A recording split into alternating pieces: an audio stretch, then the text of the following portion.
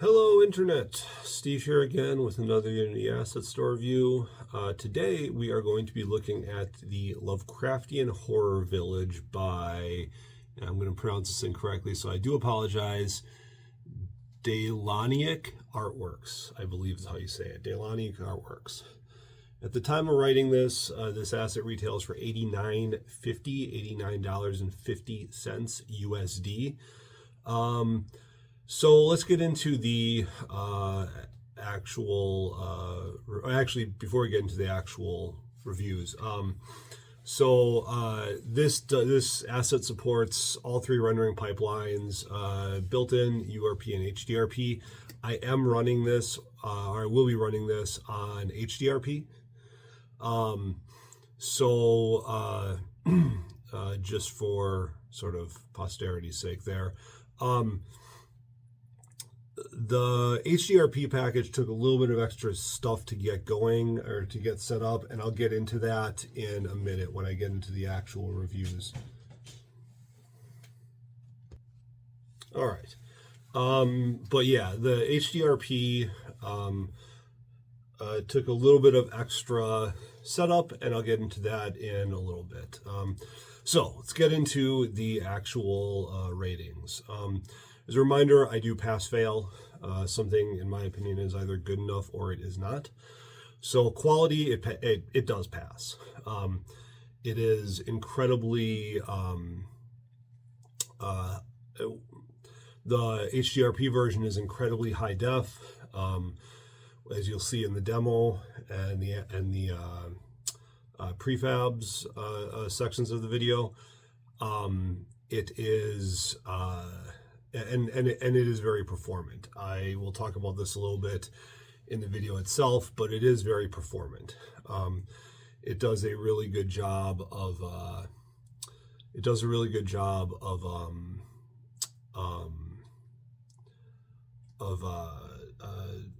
staying optimized and really not having horrible draw calls or anything like that. So yeah, quality is definitely a pass. Modularity and workability. This is a hypermodular asset, and I will talk about that in the next sections of the video as well. Definitely passes, 100% passes for me on modularity and workability. Support and serviceability.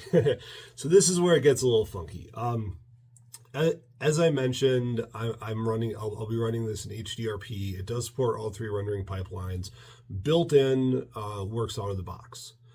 For URP or HDRP, you have to jump through extra hoops. The biggest thing that you'll have to do is you'll have to download an extra package directly from the developer's website in order to run it in URP or HDRP.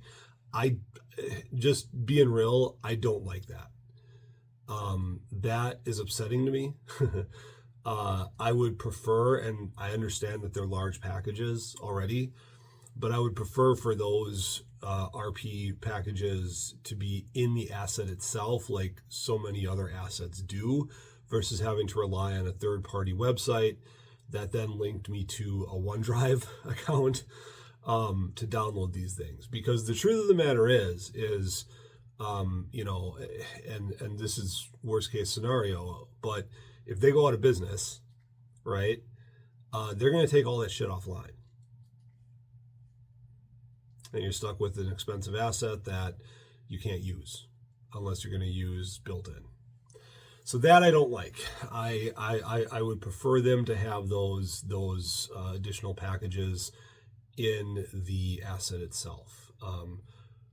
That to me is going to fail it on support and serviceability.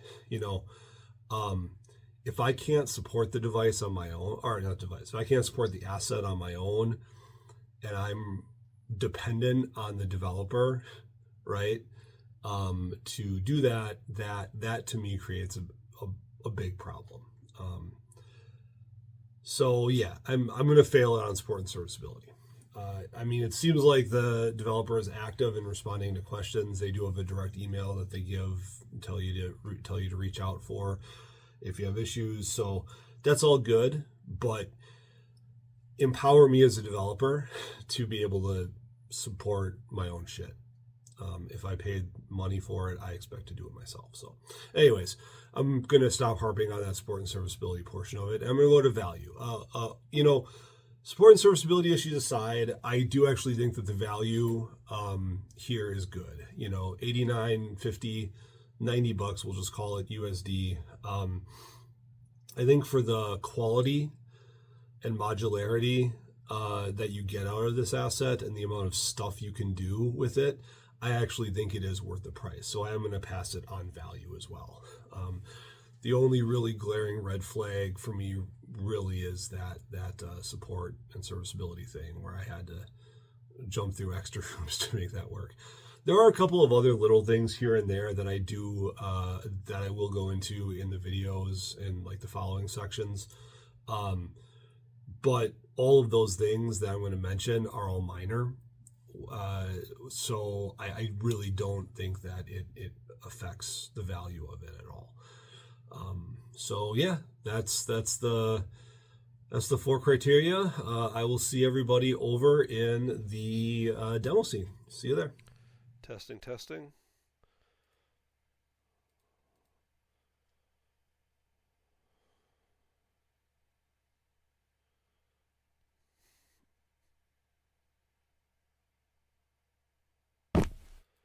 Alrighty.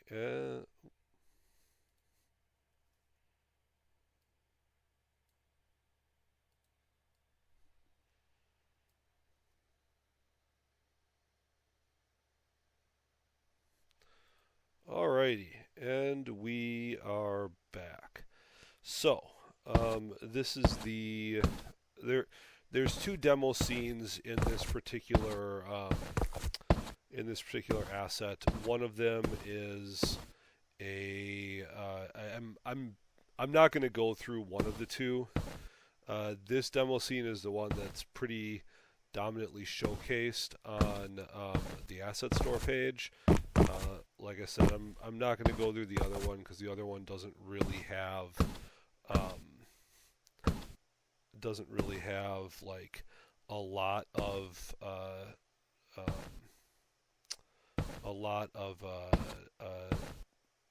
extra things, I guess you could say, that are gonna like really showcase a lot of value.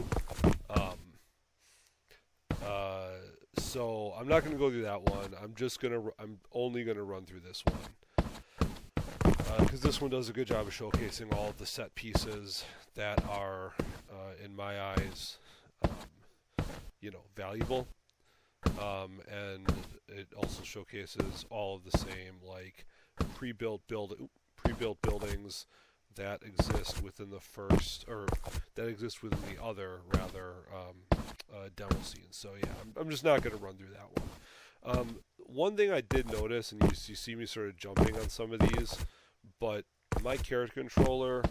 So for one, the scale on this is not quite right, I don't think. I had to massively increase the height of my character controller, which is to scale. So just on the import level, just on the standard settings level, I don't think that this one is quite to scale, which is fine. It's not the end of the world. Actually, I'll come here first. It's not the end of the world, but it is just something to kind of think about, is you may have to tweak the settings on your character controller a little bit in order to make this one work. The fidelity on these is really high. Obviously, like I said before, I am running this in HDRP, and that took getting some like extra setup, like I talked about. But you can see it makes a big difference, right? Like the level of detail on this stuff is incredibly high. There are some weird, I don't know if you saw that, but there are some weird things like that I haven't quite figured out why there's those texture, screw ups, but because it doesn't seem to happen if I drag them into a fresh scene. That could just be an issue with, the way that my character controller is rendering things. I don't know. I don't know is the long or the very short answer on that. But I don't think it's necessarily something that is worth like condemning the actual asset over.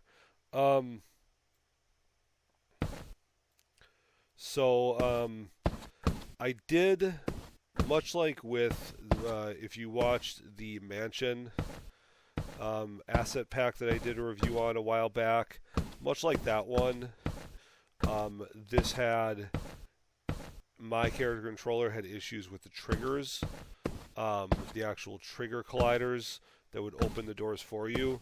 So if you notice, none of these buildings have doors on them. That's because I, just for the sake of expediency, I went through and removed the doors and the triggers. So now I can just walk right through the actual door frames.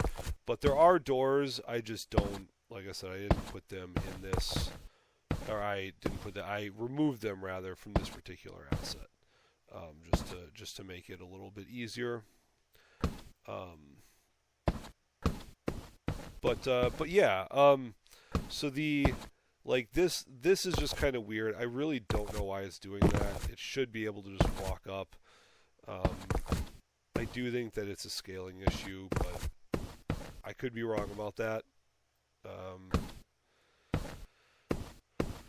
But all in all, running this in HDRP, it's actually like pretty performant.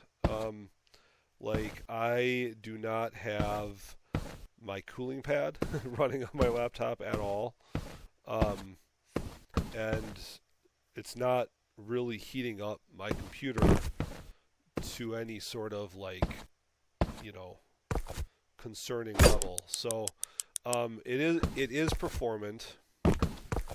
It is still high fidelity. I'm not going to go into every one of these buildings either, just because it's going to be more of the same.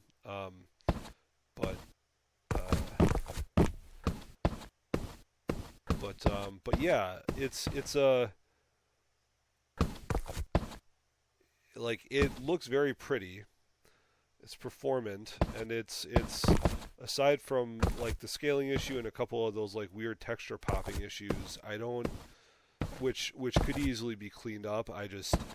The amount of work I have to do for one of these videos is quite a bit, so I'm not going to take the time in these reviews, just to be completely frank, to go through and fix all of those little nuances in every single asset, when it's something that is easily fixed in post. I would be shocked if it were not easily fixed in post. So yeah, I that aside, I do think that it's just it's a well-designed asset from both the modularity standpoint. Oh well, I must have forgotten the trigger there. So I get can I get up here? I can't get up here. Let's see how far I can actually get up here. I clearly forgot to remove one of the doors. Oh no! Shit. Let's try that again. God damn it. Maybe I'll consider cutting that part out, because that was quite embarrassing. Oh my god. He wants the wall run every time. Maybe I should disable wall running for this particular review. Ugh, God. Is there a door up here? Yeah, there's a door up there. Alright, well, clearly I forgot to remove a couple of the doors, so that is unfortunately what it is. But yeah, so that's a quick run through of the demo scene. I will see everyone over in the asset manifest scene shortly. Alrighty, and we are back in the asset manifest here. So I'm actually going to back out here for just a minute. So the way they have this set up is they have two different master level prefab folders. I'm going to the active prefabs first, because these are going to be the things that are used in the demo scenes. So these are the doors I was talking about. There are a couple of variants of them, but there are, you may have to just not use these in some cases if you want it to, um, if you want to not have some of those issues, just because those colliders may cause issues with your character controller. They have some pre-gen buildings, which is nice. So, and these are like pretty extensive pre-gen buildings. So, I do like that. I do like to see that sort of thing.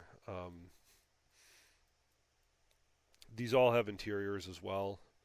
So, rest assured there, you have the flexibility there. This is that lighthouse that at the top we got to, and I clearly forgot to remove the door.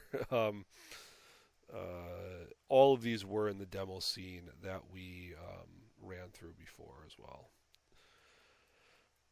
Alright, so those are all the pre-gens. So let's go into the actual... actually, we'll do this first. Actually, no, we will do this first. We'll do the base first. So, everything is modularized in a pretty good manner. In my opinion. So there's a almost pre-gen arch, but then they give you the individual pieces to be able to like make your own versions of those. And that's going to be a recurring theme with a lot of their assets. So these are all like individual, wood baseboards and ceiling boards and stuff like that. These ones are the pathways and stuff like that were outside. So for building like scaffolding and all that, actually do this because you can kind of see this one is turned.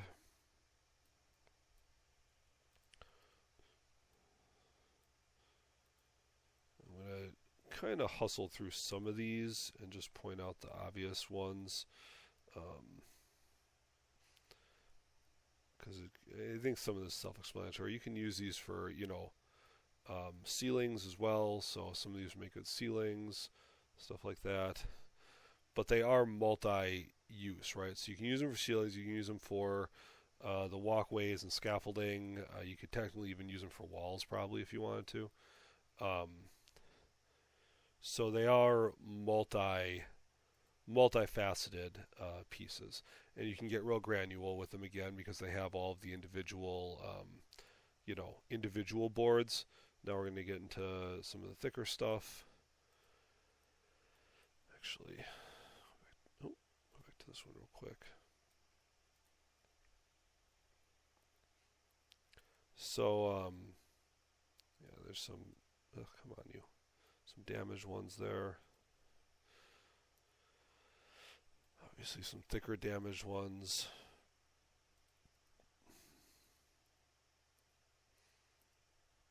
I believe this whole folder is base wood. So the detail on some of this is just really, really good, Just turn this one, turn this one, turn this one.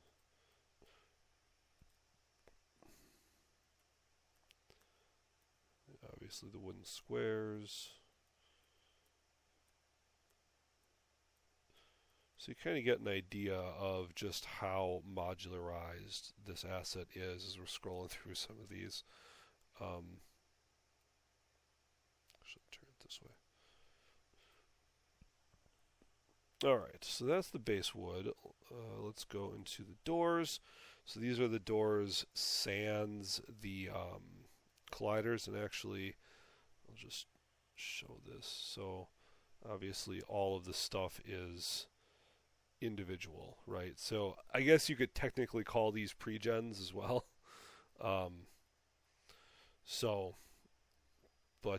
It's going to be a pretty common thing again with all of these assets, or with all of these prefabs rather. So fences, again, same thing. different variants with different postage with different posts in different areas.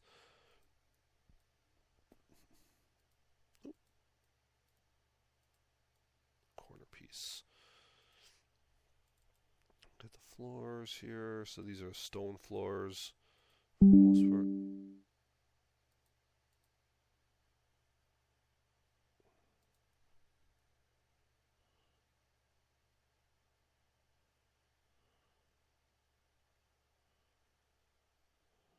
Stone pieces. Actual tiling there. Or not tiling, but broken up for putting on, the ground essentially. All right. Miscellaneous. This is where you got those nails. You saw some of those in this door asset. You got hinges, which is also in this door asset. More hinges, and then a couple of these more unique pre-gen pieces. This piece was like somewhere in the middle of the demo scene. I went out on a balcony and looked at the huge tentacle monster down there. This is the piece that I went out on. Pillars. Look at these pillars here. And again, just like different variants, right? So you've got a lot of different like variety is one of the things that makes good level design good. And assets like this I really like to see done this way because it allows you to make like really unique options that you otherwise wouldn't have. It's the same thing with that mansion pack, right? The granular level of what you can do with it is super high, specifically because of the modularity that the developers took the time to actually, create. All right, wall blocks here.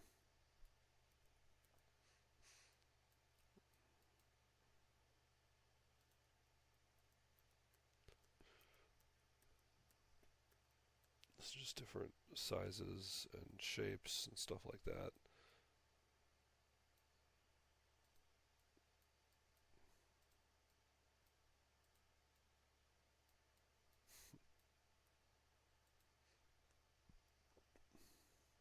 And by the way, stuff like where was it? Stuff like this one, I really like to see because that's a shape that you're going to have to create on your own otherwise, but it does solve some issues with certain level design problems. Like if you have to make like if something doesn't quite fit on the level, like the actual geometry of the terrain or whatever the case is, you can slap something like this in there to make it feel more realistic, I guess. So I do like to see pieces like that because there's a lot of unique, and even like this, non-symmetrical piece. There are enough unique use cases and edge cases where something like that would be helpful. So I do like to see stuff like that. All right, so wall block, wall doors. So this is where you're getting into the stone door. I'm not going to flip it. Well, I'll flip these ones, I guess, and kind of see. But I'm not going to flip every one of these. Kind of get the idea with those. Windows is going to be the same thing, just with the windows. So for building out actual walls. All right. And then you got actual windows. Oop, come on. Come on, you. Oh. There we go. Oh,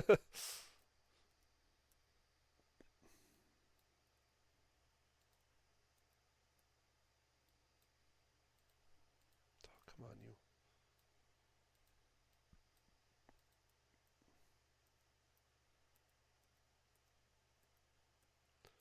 So just lots of different options.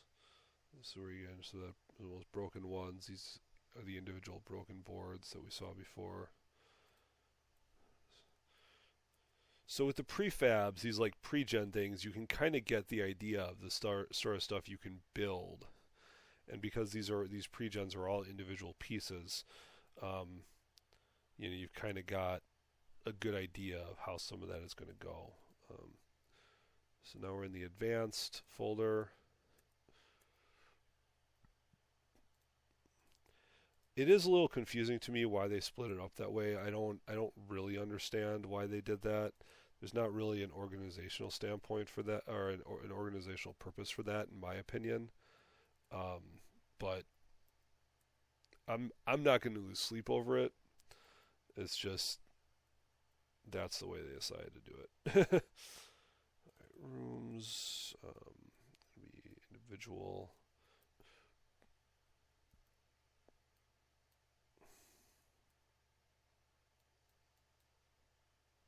Oops.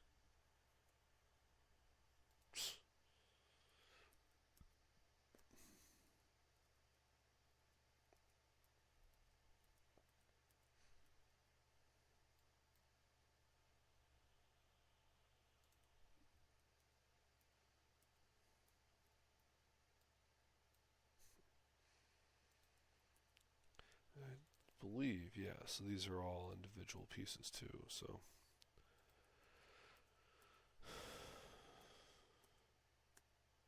all right. I'll go to the walls real quick. These are all built out of those other wall pieces. Again, really good modularity in my opinion. This is one of those types of assets where you can do a lot with a little, because the prefabs support the sort of stuff that you can do, the way that they were modularized out. All right, let's go into the decorations now. So, decals, grunge, stuff like that. Well, it's kind of hard to see, unfortunately, but a lot of these are just grunge and dirt decals.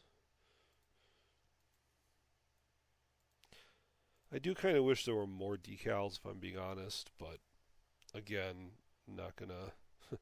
It's not something I'm gonna lose sleep over because there are other decal packs that you can buy and stuff like that. It's just always nice to have stuff, individually in. There's a stupid lid here. Individual. There it is. So obviously you can do that and. Oh, I thought this one had an interior. Is there a different one that has an interior? Hold on.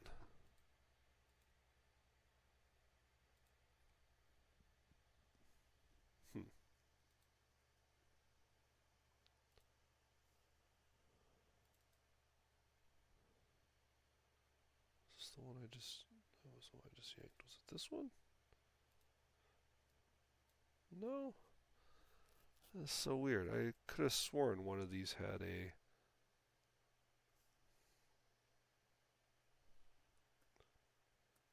Could have sworn one of these had an interior. Maybe I was wrong about that.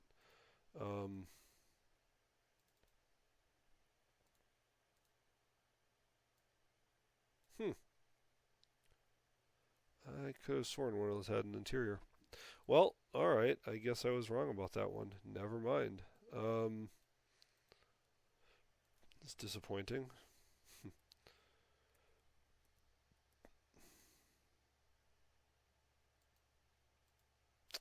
Is it one of the crates?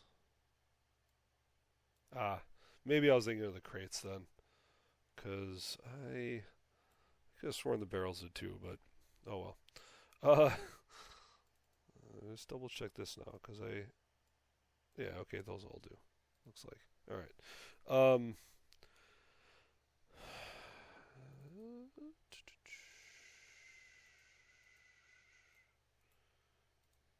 Drawers, where are you? Come on. There we go. Yeah, okay. So those do. Now you can kind of see it over there now. Kind of curious. Huh. Oh, whatever. Um, oops. So different chests and stuff like that, different crates, different tables, lots of options for that stuff. It's disappointing about the barrels. I honestly thought that those had interiors, but oh well. So you got some boats and stuff like that. Actually, yeah. So these two are all individual pieces, which is nice. Things you tie the boats off to. The name of those are escaping me right now. Then you've got the tentacles that were thrashing around in the other scene.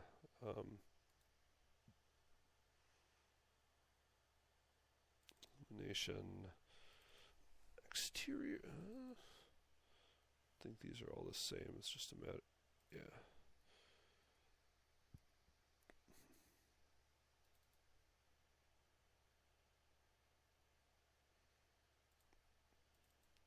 We got interior lighting. These are just with them turned off. And special.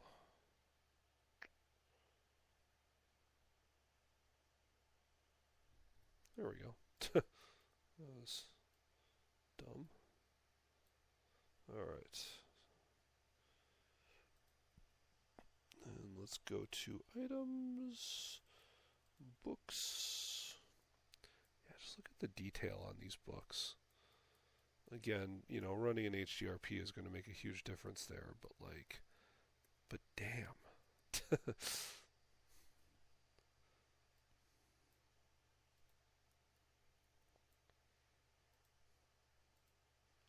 kind of curious. Yeah, these are grouped. Let's see. Food. No, let's see. Okay, maybe this is what I was thinking of. So you could just take the top lid and put that in there, and actually I'm willing to bet, yeah, the fish pile is a separate thing. So you could just remove that from it entirely.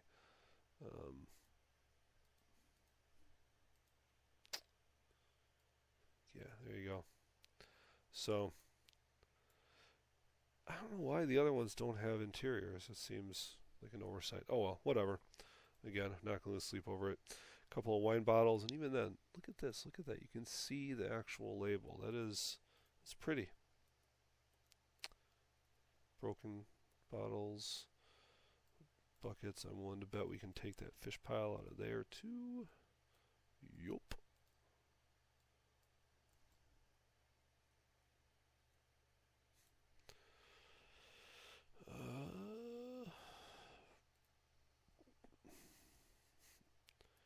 Cups and plates, stacks of plates, dead fish,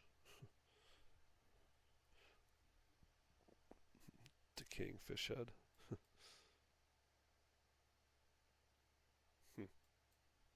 That's weird. Well, there's your fish pile. Alright, miscellaneous. Of course, have the currency. I'm willing to bet. Yep.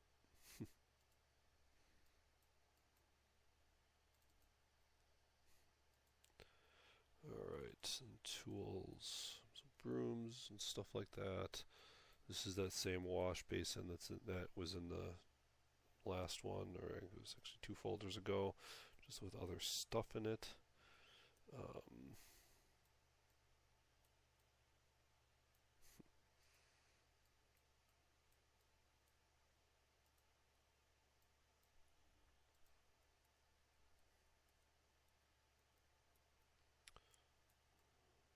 It's a bad looking hammer.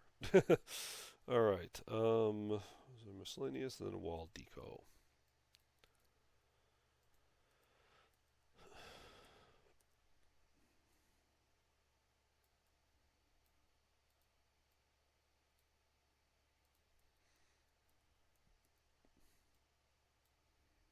Just really pretty,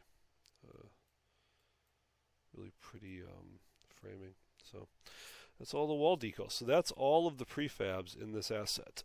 I do think that it is worthwhile. I think that the amount of stuff you get and the amount of stuff you can build with the stuff you get is incredibly worthwhile. So I do definitely recommend this one. And if you have questions, leave a comment and I'll answer them best I can. Otherwise, I will see everyone in the next one.